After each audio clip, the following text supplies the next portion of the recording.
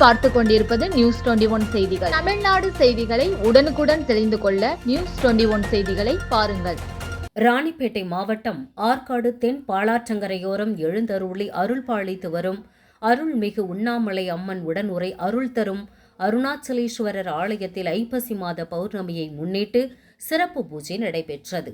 முன்னதாக பால், தயிர், பன்னீர், இளநீர், விபூதி, சந்தனம் உள்ளிட்ட வாசனை திரவியங்கள் கொண்டு அண்ணாமலையாருக்கு அபிஷேகமும், அதனைத் தொடர்ந்து அன்னம், காய்கறி மற்றும் பழங்களால் அலங்கரிக்கப்பட்ட அண்ணாமலையாருக்கு சிறப்பு ஆராதனையும் நடைபெற்றது.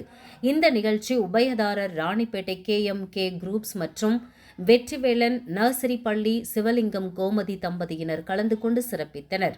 இதில் SRP Benz Pandian, STS Sekar, மாவட்ட கவுன்சிலர் காந்திமதி, பாண்டுரங்கன் உள்ளிட்ட பக்தர்கள், பொதுமக்கள் என ஏராளமானோர் கலந்து கொண்டனர்.